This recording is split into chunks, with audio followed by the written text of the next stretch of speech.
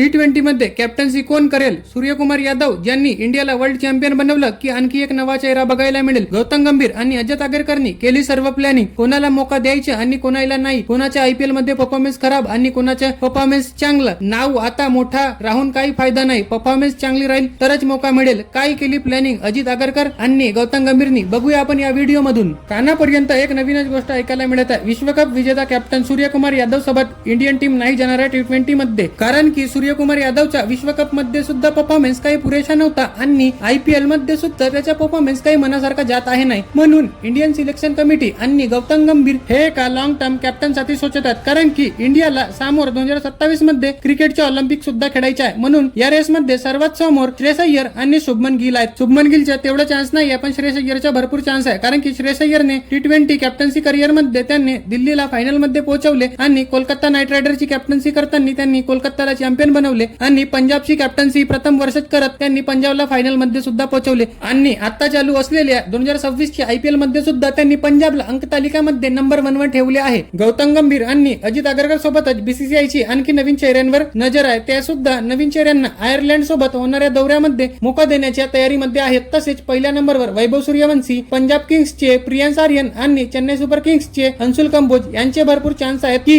Ireland विरुद्ध होणाऱ्या T20 सामन्यामध्ये यांचा डेब्यू होते काही तर इंडियाकडून. तसेच BCCI ने सुद्धा सिनियर्स खेळाडूंना दिली चेतावणी. त्यांना म्हटलं की तुमचा परफॉर्मन्स IPL मध्ये चांगला राहील तरच इंडियन टीम मध्ये तुम्हाला जागा मिळेल. तसेच हार्दिक पांड्याची T20 मध्ये जागा धोक्यामध्ये आहे. त्याच्या IPL मध्ये सुद्धा परफॉर्मन्स काही मनासारखा दिसत नव्हता आणि विश्वकप मध्ये सुद्धा त्याचा परफॉर्मन्स काही ठीक नव्हता दिसत. म्हणून याला T20 मध्ये हटवण्याच्या तयारीमध्ये आहेत. हार्दिक पांड्याच्या जागी सिलेक्शन व्हायची सर्वात जास्त चान्स म्हणजे ते नितेश कुमार रेड्डीचे आहेत. नितेश कुमार रेड्डीच्या सनरायझर कडून खेळताना परफॉर्मन्स खूप चांगला आहे. म्हणून असं वाटत आहे की T20 मध्ये हार्दिक पांड्याची जागा नितेश कुमार रेड्डी घेऊ शकतात. ऑलिम्पिक मध्ये पहिल्यांदाच क्रिकेट होणार आहे, म्हणून BCCI चे असं म्हणणं आहे की आपल्या टीम मध्ये कसलीही कमी पाहिजे नाही आणि RCB कडून खेळत असलेले भुवनेश्वर कुमार याला सुद्धा T20 मध्ये जागा भेटू शकते. 2026 च्या IPL मध्ये सर्वाधिक विकेट घेणारा बॉलर म्हणजे तो भुवनेश्वर कुमार आहे. त्यांनी आतापर्यंत 9 मॅचांमध्ये 17 विकेट घेतले, म्हणून याला T20 मध्ये जागा भेटायचे खूप चान्स आहेत. टीम मध्ये ईशान किशन आणि संजू सॅमसनला सुद्धा मौका भेटू शकते, कारण की यांच्या विश्वकप मध्ये परफॉर्मन्स खूप चांगला होता आणि आता 2026 च्या IPL मध्ये सुद्धा याचा परफॉर्मन्स खूप छान आहे आणि अभिषेक शर्माला सुद्धा मौका मिळू शकते. त्याचा सुद्धा परफॉर्मन्स खूप भारी आहे आणि तो 2026 च्या IPL मध्ये ऑरेंज कॅपच्या रेस मध्ये दुसऱ्या क्रमांकाला आहे. जसप्रीत बुमराहच्या 2026 च्या IPL मध्ये परफॉर्मन्स काही ठीक नाही आहे, पण तुम्हाला माहित आहे की त्याचा परफॉर्मन्स एक नंबर आहे आणि तो मागील विश्वकप मध्ये त्यांनी परफॉर्मन्स वर्ल्ड क्लास दाखवले. क्रिकेट एक्सपर्टचं असं म्हणणं आहे की इंडियाची कॅप्टन्सी श्रेयसलाच मिळाली पाहिजे, पण काही लोकांचं असं म्हणणं आहे की शुभमन गिलला मिळाली पाहिजे. बघू समोर इंडियाचे श्रेयस अय्यर सरपंच बनतात काही तर.